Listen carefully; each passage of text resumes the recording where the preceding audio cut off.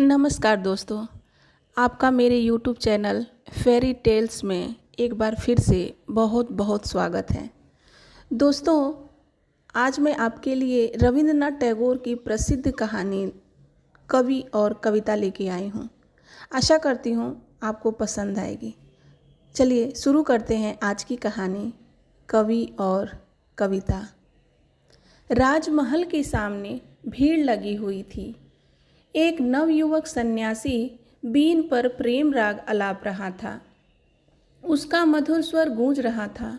उसके मुख पर दया और सहृदयता के भाव प्रकट हो रहे थे। स्वर के उतार चढ़ाव और बीन की झंकार दोनों ने मिलकर बहुत ही आनंदप्रद स्थिति उत्पन्न कर रखी थी। दर्शक झूम झूम कर आनंद प्राप्त कर रहे थे। गाना समाप्त हुआ। दर्शक चौंक उठे। रुपए पैसे की वर्षा होने लगी।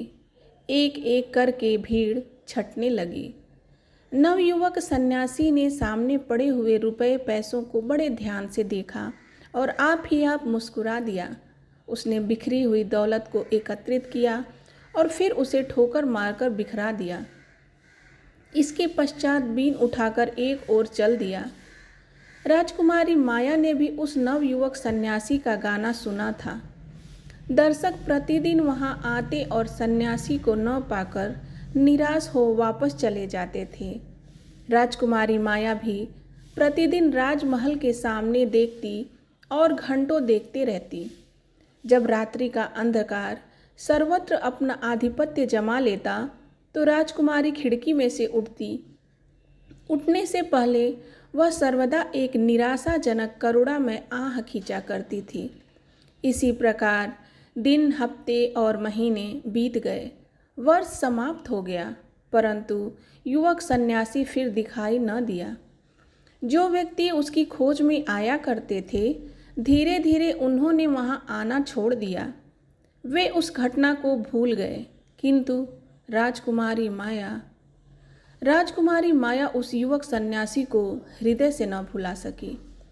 उसकी आंखों में हर समय उसका चित्र फिरता। होते होते उसने भी गाने का अभ्यास किया। वह प्रतिदिन अपने उद्यान में जाती और गाने का अभ्यास करती।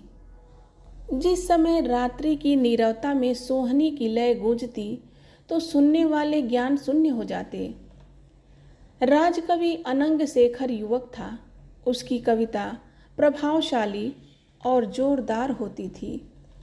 जिस समय वह दरबार में अपनी कविता गायन के साथ पढ़कर सुनाता तो सुनने वालों पर मादकता की लहर दौड़ जाती।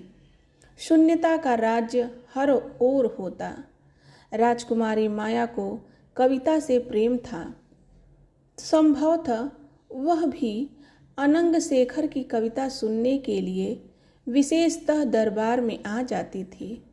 राजकुमारी की उपस्थिति में अनंग शेखर की जुबान लड़खड़ा जाती। वह ज्ञान शून्य सा खोया खोया हो जाता, किंतु इसके साथ ही उसकी भावनाएं जागृत हो जाती। वह झूम झूम कर और उदाहरणों को सम्मुख रखता। सुनने वाले अनुरक्त हो जाते। राजकुमारी के हृदय में भी प्रेम की नदी तरंगे लेने लगती। उसको अनंग शेखर से कुछ प्रेम अनुभव होता, किंतु तुरंत ही उसकी आंखें खुल जाती और युवक सन्यासी का चित्र उसके सामने फिरने लगता। ऐसे मौके पर उसकी आंखों में आंसू छलकने लगते।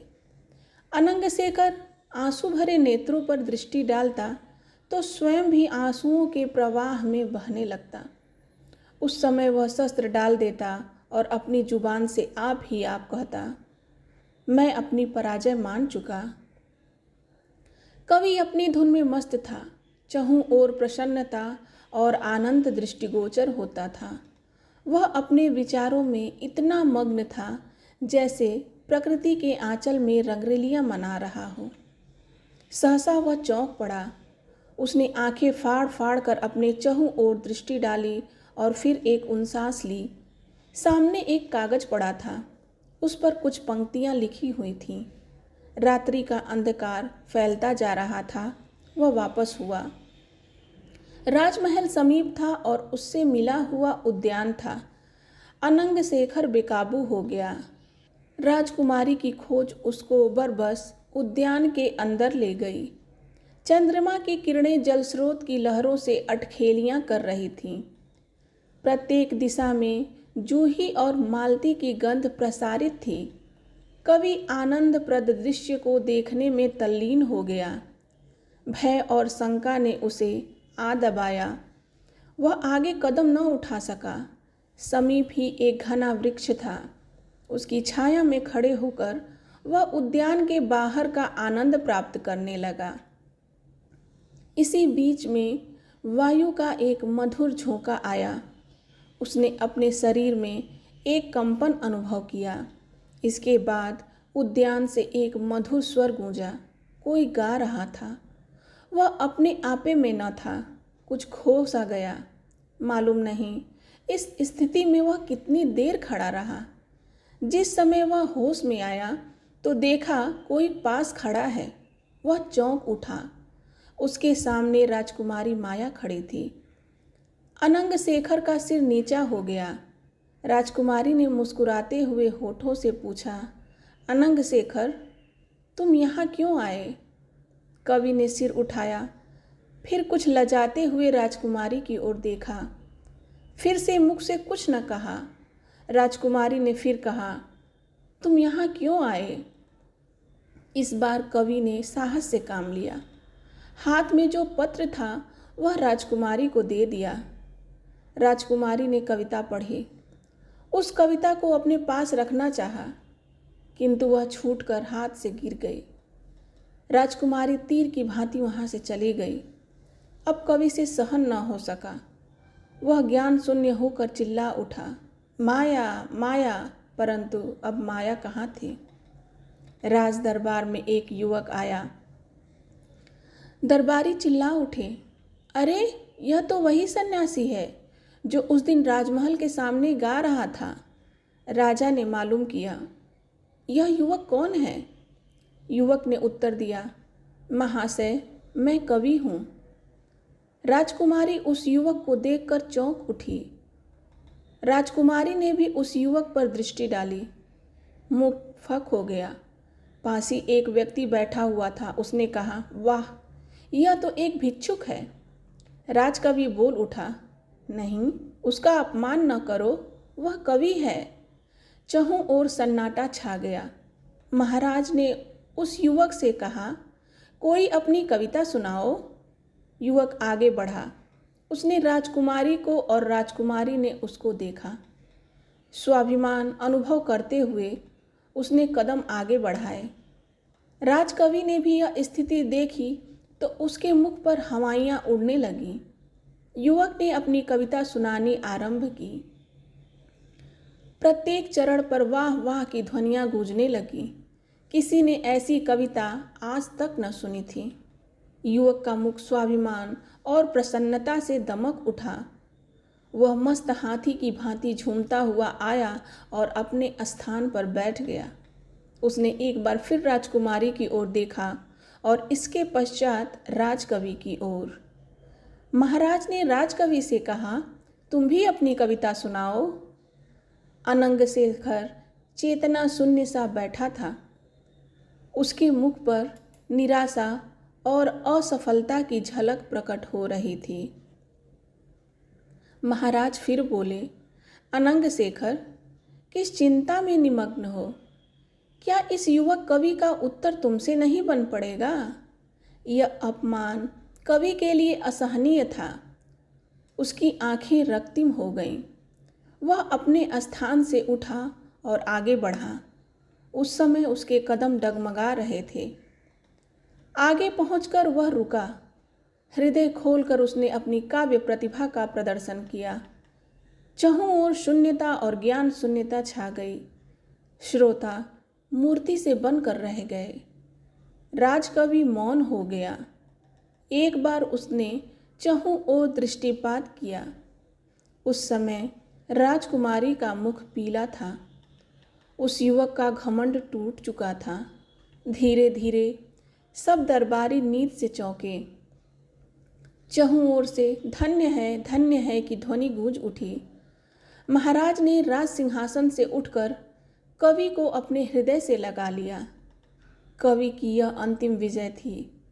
महाराज ने निवेदन किया, अनंग, मांगो, क्या मांगते हो? जो मांगोगे दूंगा। राजकवि कुछ देर तक सोचता रहा। इसके बाद उसने कहा, महाराज, मुझे और कुछ नहीं चाहिए, मैं केवल राजकुमारी का इच्छुक हूँ। यह सुनते ही राजकुमारी को गस आ गया। कवि ने फिर कहा, महाराज, आपके कथनानुसार राजकुमारी मेरी हो चुकी, अब जो चाहूँ कर सकता हूँ। यह कहकर उसने युवक कवि को अपने समीप बुलाया और कहा, मेरे जीवन का मुख्य उद्देश्य यह था कि राजकुमारी का प्रेम प्राप्त करूं। तुम नहीं जानते कि राजकुमारी की प्रसन्नता और सुख के लिए मैं अपने प्राण तक न्यौछावर करने को तैयार हूँ। हाँ युवक, तुम इनमें से किसी बात से परिचित नहीं हो, किंतु थोड़ी देर के पश्चात तुमको ज्ञात हो जाएगा कि मैं ठीक कहता था या नहीं। कवि की जुबान रुक गई, उसका स्वर भारी हो गया। सिलसिला जारी रखते हुए उसने कहा, क्या तुम जानते हो कि मैंने क्या देखा? नहीं, और इसका न जानना ही तुम्हारे लिए अच्छा है। सोचता था जीवन सुख से व्यतीत होगा, परंतु यह आशा भ्रमित सिद्ध हुई। जिससे मुझे प्रेम है वह अपना हृदय किसी और को भेंट कर चुकी है। जानते हो, अब राजकुमारी को मैं पाकर भी प्रसन्न न हो सकूंगा, क्योंकि राजकुमारी प्रसन्न न हो सकेगी। आओ युवक, आगे आओ। तुम्हें मुझसे घृणा हो तो बेशक हुआ करे। आओ, आज मैं अपनी संपूर्ण संपत्ति तुम्हें सौंपता हूँ। राजकवि मौन हो गया, किंतु उसका मौन क्षणिक था। सहसा उसने महाराज से कहा, महाराज, एक विनती है, और यह कि मेरे स्थान पर इस युवक को राजकवि बनाया जाए। राजकवि के कदम लड़खड़ाने लगे। देखते देखते वह पृथ्वी पर आ रहा। अंतिम बार पथराई हुई दृष्टि से उसने राजकुमारी की ओर देखा। यह दृष्टि अर्थमयी थी। वह राजकुमारी से कह रहा था, मेरी प्रसन्नता यही है कि तुम प्रसन्न रहो। विदा। इसके पश्चात कवि ने अपनी आंखें बंद कर लीं और ऐसी बंद की कि फिर न खुली। दोस्तों, ये कहानी यहीं पर समाप्त होती है।